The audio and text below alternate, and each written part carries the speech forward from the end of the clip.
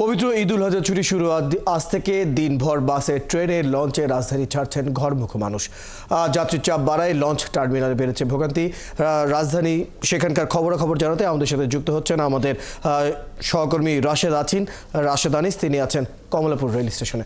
Rashed, Kamalapur rail স্টেশনে মানুষের ভিড় কেমন দেখছেন? ঘরমুখো মানুষের কি পরিস্থিতি এবং ট্রেনের শিডিউলের কি পরিস্থিতি দেখছেন? রয়্যাল, আমি কিন্তু বিকেল থেকে যদি বলি যে দুপুর থেকে কিন্তু এই যে যাত্রীদের ঈদের যে যাত্রা বাড়ির টানে যে তারা যাচ্ছেন সেটি কিন্তু সংবাদ সংগ্রহ করছিলাম এবং এখন কিন্তু কমলাপুর রেল স্টেশনে আছি। সবচেয়ে বেশি চাপ যদি আমি বলি তাহলে কিন্তু কমলাপুর রেল স্টেশনে হাজার হাজার মানুষের পদচারণায় মুখর। তারা কিন্তু সবাই ট্রেনের জন্য অপেক্ষা করছেন। বেশিরভাগ ট্রেনগুলোই কিন্তু শিডিউল বিপর্যয় হয়েছে। চিলাহাটি নামে যেই ট্রেনটি সেটি প্রায় 1.5 ঘন্টা লেট করছে। 5টার দিকে ছাড়ার কথা ছিল। আমরা স্টেশন মাস্টারের সাথে কথা বলেছি। স্টেশন মাস্টার আমাদেরকে যে বিষয়টি জানিয়েছেন এবং অন্যান্য যে ট্রেনগুলো রয়েছে সেগুলোও কিন্তু প্রায় 30 থেকে 40 মিনিট করে দেরি হচ্ছে তাদের।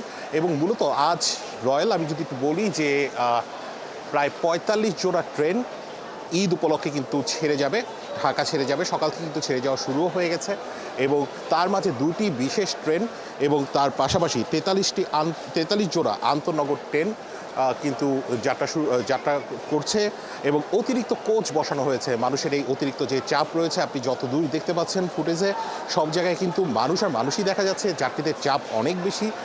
বিকেল যত বা সময় যত গড়াচ্ছে তত কিন্তু চাপ বাড়ছে। আমি কিছুক্ষণ আগে সায়দাবাদে ছিলাম এবং তখনও কিন্তু জানাচ্ছিলাম সায়দাবাদে কিন্তু আমরা দেখেছি যে বিষয়টি, সেটি হচ্ছে সেখানে কিন্তু বাস নেই। যাত্রীরা আছেন, খুব বেশি যাত্রী আছেন তা নয়, তারা কিন্তু ছড়িয়ে ছিটিয়ে যাচ্ছিলেন। সায়দাবাদে আবার বাসের সিট নিয়ে এবং অতিরিক্ত ভাড়া নিয়ে মানুষজন অভিযোগ করছিলেন। কিন্তু ট্রেনের ক্ষেত্রে আমি এখন যেখানে আছি কমলাপুর রেল স্টেশনে, সেখানে কিন্তু দেখছেন মানুষজন জড়ো হতে শুরু করেছেন। অনেকক্ষণ ধরে অপেক্ষা করছেন। আমি চেষ্টা করব কয়েকজনের সাথে কথা বলার জন্য। কোথায় যাবেন এবং কতক্ষণ ধরে আছেন এখানে?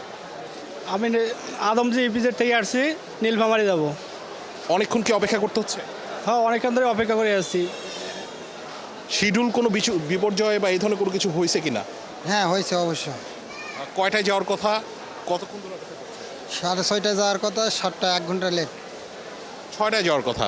আপনাদের কি অবস্থা? কোনো রকমের কোনো নির্বিঘ্নে যাওয়া নিয়ে বা নিরাপদে যাওয়া নিয়ে কোনো রকম কোনো সমস্যা বা ভোগান্তিতে পড়ছেন?